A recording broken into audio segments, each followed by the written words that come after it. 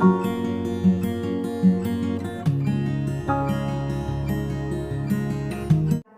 Hi everyone, welcome back to my channel. ನನ್ನ YouTube channel ವೀಕ್ಷಕರಿಗೆ ಎಲ್ರಿಗೂ ಹಾಗೂ ಸಬ್ಸ್ಕ್ರೈಬರ್ಸ್ ಎಲ್ರಿಗೂ ಬಿಗ್ ಹಾಯ್.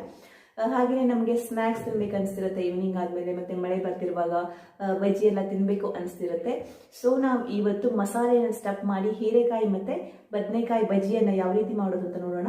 ಅದಕ್ಕಿಂತ ಮುಂಚೆ ನಾವು ಇವತ್ತು ಒಂದು ತುಂಬ ಸುಲಭವಾದ ರೀತಿಯಲ್ಲಿ ಕಟ್ ಮಾಡೋ ಮೆಥಡನ್ನು ನೋಡೋಣ. ತುಂಬ ಅಂದರೆ ತುಂಬಾ ಚೆನ್ನಾಗಿದೆ. ಮೇ ಬಿ ಕೆಲವರಿಗೆ ಗೊತ್ತಿರ್ಬೋದು, ಬಟ್ ಆಲ್ಮೋಸ್ಟ್ ಆಗಿ ಎಲ್ರಿಗೂ ಗೊತ್ತಿರಲ್ಲ. ತುಂಬ ಚೆನ್ನಾಗಿದೆ ಈ ಕಟ್ ಮಾಡೋ ಮೆಥಡ್. ಸೊ ನೋಡ್ಕೊಂಡು ಬರೋಣ ಯಾವ ರೀತಿ ಮಾಡೋದು ಅಂತ.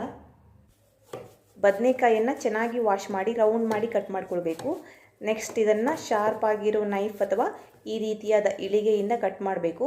ಲಾಸ್ಟ್ ಎಡ್ಜಲ್ಲಿ ನಾವು ಕಟ್ ಮಾಡಬಾರ್ದು, ಸ್ವಲ್ಪ ಹಾಗೆ ಬಿಡಬೇಕು. ಈ ರೀತಿಯಾಗಿ ಕಟ್ ಮಾಡಿಕೊಂಡ್ರೆ ನಮಗೆ ಮಸಾಲೆಯನ್ನು ಸ್ಟಫ್ ಮಾಡೋಕ್ಕೆ ತುಂಬ ಚೆನ್ನಾಗಿರುತ್ತೆ. ನೋಡಿ, ಈ ರೀತಿಯಾಗಿ ಮಾಡಬೇಕು. ಉಳಿದದ್ದೆಲ್ಲವನ್ನು ಇದೇ ರೀತಿಯಾಗಿ ಕಟ್ ಮಾಡ್ಕೊಳ್ಳಿ. ನೆಕ್ಸ್ಟ್ ಹೀರೆಕಾಯಿಯನ್ನು ಸಹ ಕ್ಲೀನಾಗಿ ತೊಳೆದು ಈ ರೀತಿಯಾಗಿ ಕಟ್ ಮಾಡಬೇಕು. ರೌಂಡಾಗಿ ಕಟ್ ಮಾಡಬಾರ್ದು, ಸ್ವಲ್ಪ ಕ್ರಾಸ್ ಆಗಿ ಕಟ್ ಮಾಡಬೇಕು. ಇದನ್ನು ಕೂಡ ಅಷ್ಟೇ ನಾವು ಎಡ್ಜಲ್ಲಿ ಕಟ್ ಮಾಡಬಾರ್ದು, ನೀಟಾಗಿ ಅದೇ ಥರನೇ ಕಟ್ ಮಾಡಬೇಕು. ಇದು ಈಳಿಗೆ ಅಷ್ಟು ಶಾರ್ಪ್ ಇಲ್ಲ, ನೀವು ಸ್ವಲ್ಪ ಶಾರ್ಪ್ ಆಗಿರೋ ಈಳಿಗೆ ಅಥವಾ ನೈಫನ್ನು ತಗೊಳ್ಳಿ. ತುಂಬ ಈಸಿಯಾಗಿ ಬೇಗ ಕಟ್ ಮಾಡ್ಕೋಬೋದು. ಈ ಮೆಥಡ್ ಆಲ್ಮೋಸ್ಟ್ ಆಗಿ ಎಲ್ರಿಗೂ ಗೊತ್ತಿಲ್ಲ. ಏನು ಮಾಡ್ತಾರಂದರೆ ಡೈರೆಕ್ಟಾಗಿ ಡಬಲ್ ಆಗಿ ಕಟ್ ಮಾಡಿ ನೆಕ್ಸ್ಟ್ ಮಿಡ್ಲಲ್ಲಿ ಮಸಾಲೆಯನ್ನು ಹಾಕಿ ಸ್ಟಫ್ ಮಾಡ್ತಾರೆ. ಇದು ತುಂಬ ಚೆನ್ನಾಗಿರುತ್ತೆ, ಹಾಗೆ ನಮಗೆ ಟೈಮ್ ಕೂಡ ಉಳಿಯುತ್ತೆ. ಸೊ ಎಲ್ಲವನ್ನು ನಾನು ಈ ರೀತಿಯಾಗಿ ಕಟ್ ಮಾಡಿ ಇಟ್ಕೊಂಡಿದ್ದೀನಿ ನೋಡಿ. ಈಗ ನೆಕ್ಸ್ಟ್ ಬಜ್ಜಿಯನ್ನು ಮಾಡೋಕ್ಕೆ ನಾವಿಲ್ಲಿ ಕಡಲೆ ಹಿಟ್ಟನ್ನು ತೊಗೊಳ್ಳೋಣ. ನಿಮ್ಗೆ ಎಷ್ಟು ಬೇಕೋ ಅಷ್ಟು ಕಡಲೆ ಹಿಟ್ಟನ್ನು ತೊಗೊಳ್ಳಿ. ನಾನಿಲ್ಲಿ 5 ರಿಂದ 6 ಸ್ಪೂನ್ ಆಗುವಷ್ಟು ಕಡಲೆ ಹಿಟ್ಟನ್ನು ತೊಗೊಂಡಿದ್ದೀನಿ. ನೆಕ್ಸ್ಟ್ ಇದಕ್ಕೆ ನಾನು 1 ಸ್ಪೂನ್ ಆಗುವಷ್ಟು ಅಕ್ಕಿ ಹಿಟ್ಟನ್ನು ಹಾಕೊಳ್ತಾ ಇದ್ದೀನಿ. ತುಂಬ ಕ್ರಿಸ್ಪಿಯಾಗಿ ಬರುತ್ತೆ. ನೆಕ್ಸ್ಟ್ ಸ್ವಲ್ಪ ಅಜ್ವೈನವನ್ನು ಹಾಕೊಳ್ತಾ ಇದ್ದೀನಿ. ಸ್ವಲ್ಪ ಈ ರೀತಿಯಾಗಿ ಮಾಡಿ ಹಾಕೊಳ್ಳಿ, ತುಂಬ ಚೆನ್ನಾಗಿ ಸ್ಮೆಲ್ ಬರುತ್ತೆ. ನೆಕ್ಸ್ಟು ಜೀರಿಗೆ, ಸ್ವಲ್ಪ ಅರಿಶಿನ ಹಿಟ್ಟು, ಅರ್ಧ ಸ್ಪೂನ್ ಚಿಲ್ಲಿ ಪೌಡರ್, ನೆಕ್ಸ್ಟ್ ರುಚಿಗೆ ತಕ್ಕಷ್ಟು ಉಪ್ಪು. ಇವಾಗ ಎಲ್ಲವನ್ನು ಒಂದ್ಸಲ ಚೆನ್ನಾಗಿ ಮಿಕ್ಸ್ ಮಾಡ್ಕೊಳ್ಬೇಕು. ಇವಾಗ ನೀರನ್ನು ಸ್ವಲ್ಪ ಸೇರಿಸಿ ಚೆನ್ನಾಗಿ ತಿರುಗಿಸ್ಬೇಕು. ಇವಾಗ ಇನ್ನೂ ಸ್ವಲ್ಪ ನೀರನ್ನು ಸೇರಿಸಿ ಇನ್ನೂ ಚೆನ್ನಾಗಿ ತಿರುಗಿಸ್ಬೇಕು. ನೋಡಿ, ಇವಾಗ ಕರೆಕ್ಟಾದ ಕನ್ಸಿಸ್ಟೆನ್ಸಿಯಲ್ಲಿ ಹಿಟ್ಟು ರೆಡಿಯಾಗಿದೆ. ನೀವು ಎಷ್ಟು ಹೊತ್ತು ತಿರುಗಿಸ್ಕೊಳ್ತೀರ ಅಷ್ಟು ಚೆನ್ನಾಗಿ ಬಜ್ಜಿ ಬರುತ್ತೆ. ಮತ್ತು ಅಡುಗೆ ಸೋಡಾ ಹಾಕೋ ಅವಶ್ಯಕತೆಯೇ ಇರಲ್ಲ. 10 to 15 ಮಿನಿಟ್ಸ್ ನೀವು ತಿರುಗಿಸ್ತಾನೆ ಇರಬೇಕು ಕಂಟಿನ್ಯೂಯಸ್ ಆಗಿ. ನಾನಿದನ್ನು ಚೆನ್ನಾಗಿ ತಿರುಗಿಸ್ಕೊಂಡಿದ್ದೀನಿ 10 to 15 ಮಿನಿಟ್ಸ್. ಸೊ ಇನ್ನೂ 10 ನಿಮಿಷ ಇದು ಸೈಡಲ್ಲಿ ಹಾಗೇ ಇರಲಿ. ಸ್ಟಫ್ ಮಾಡ್ಕೊಳ್ಳೋಕ್ಕೆ ನಾವು ಮಸಾಲೆಯನ್ನು ರೆಡಿ ಮಾಡ್ಕೊಳ್ಳೋಣ. 5 ರಿಂದ 6 ಆಗುವಷ್ಟು ಗ್ರೀನ್ ಚಿಲ್ಲಿಯನ್ನು ತೊಗೊಂಡಿದ್ದೀನಿ.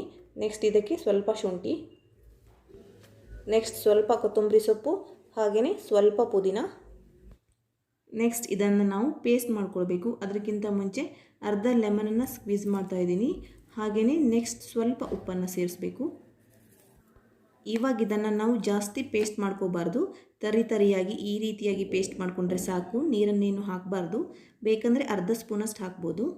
ಇವಾಗ ನಾವು ಕಟ್ ಮಾಡಿ ಇಟ್ಕೊಂಡಂಥ ಬದನೆಕಾಯಿ ಮತ್ತು ಹೀರೆಕಾಯಿಗೆ ಮಸಾಲೆಯನ್ನು ಒಳಗೆ ಈ ರೀತಿಯಾಗಿ ಸ್ಟಫ್ ಮಾಡಬೇಕು. ನೆಕ್ಸ್ಟ್ ಒಂದ್ಸಲ ಈ ರೀತಿ ಪ್ರೆಸ್ ಮಾಡಿ ಚೆನ್ನಾಗಿ ಮಸಾಲೆ ಹಿಡ್ಕೊಳ್ಳುತ್ತೆ. ಹೀರೆಕಾಯಿಗೂ ಅಷ್ಟೇ ಸೇಮ್ ಎಲ್ಲವನ್ನು ಇದೇ ರೀತಿಯಾಗಿ ಮಾಡ್ತಾ ಹೋಗಿ. ಪ್ರತಿಯೊಂದಕ್ಕೂ ಇದೇ ರೀತಿಯಾಗಿ ಫಿಲ್ ಮಾಡಿ. ನೆಕ್ಸ್ಟ್ ನಾವು ತವಾದಲ್ಲಿ ಎಣ್ಣೆಯನ್ನು ಹಾಕಿ ಕಾಯಿಸ್ಕೊಳ್ಬೇಕು. ಇವಾಗ ಎಣ್ಣೆ ಚೆನ್ನಾಗಿ ಕಾದಿದೆ. ಒಂದೊಂದಾಗಿ ನಾವು ಹಿಟ್ಟಲ್ಲಿ ಡಿಪ್ ಮಾಡಿ ಎಣ್ಣೆಯಲ್ಲಿ ಬಿಡ್ತಾ ಹೋಗಬೇಕು. ನಿಮಗೆ ತವೆಯಲ್ಲಿ ಬೇಯಿಸೋಕ್ಕೆ ಎಷ್ಟು ಕಂಫರ್ಟೇಬಲ್ ಆಗುತ್ತೆ ಅಷ್ಟನ್ನೇ ಮಾತ್ರ ಹಾಕೊಳ್ಳಿ, ಯಾಕಂದರೆ ಚೆನ್ನಾಗಿ ಬೇಯಬೇಕು. ಮೀಡಿಯಮ್ ಉರಿಯಲ್ಲಿ ಇದನ್ನು ಬೇಯಿಸ್ಕೊಳ್ಬೇಕು. ಇವಾಗ ಇದನ್ನು ನಾನು ಉಲ್ಟಾ ಹಾಕೊಳ್ತಾ ಇದ್ದೀನಿ.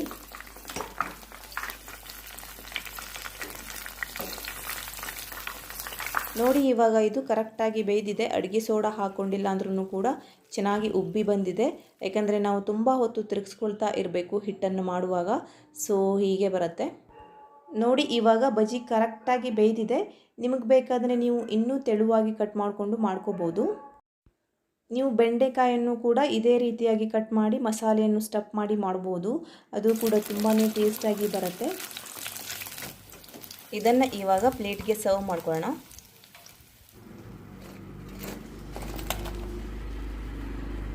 ನೋಡಿ, ಇವಾಗ ತುಂಬಾ ಅದ್ಭುತವಾಗಿರೋ ಹಾಗೆ ಕ್ರಿಸ್ಪಿಯಾಗಿರೋ ಬದನೆಕಾಯಿ ಮತ್ತು ಹೀರೆಕಾಯಿ ಬಜ್ಜಿ ರೆಡಿಯಾಗಿದೆ. ಸೊ ನೋಡಿದ್ರಲ್ವ ಯಾವ ರೀತಿಯಾಗಿ ಮಾಡೋದು ಅಂತ. ತುಂಬಾನೇ ಕ್ರಿಸ್ಪಿಯಾಗಿ ಹಾಗೆ ಟೇಸ್ಟಿಯಾಗಿ ಬರುತ್ತೆ. ನೀವು ಕೂಡ ಟ್ರೈ ಮಾಡಿ ನೋಡಿ, ಹೇಗಾಯ್ತು ಅಂತ ಕಮೆಂಟ್ ಬಾಕ್ಸ್ ಅಲ್ಲಿ ತಿಳಿಸಿ. ಇವತ್ತಿನ ವಿಡಿಯೋ ಇಷ್ಟ ಆದರೆ ಪ್ಲೀಸ್ ಲೈಕ್ ಮಾಡಿ, ಶೇರ್ ಮಾಡಿ, ಕಮೆಂಟ್ ಮಾಡಿ, ಹಾಗೆ ಸಬ್ಸ್ಕ್ರೈಬ್ ಮಾಡೋದನ್ನ ಮರಿಬೇಡಿ.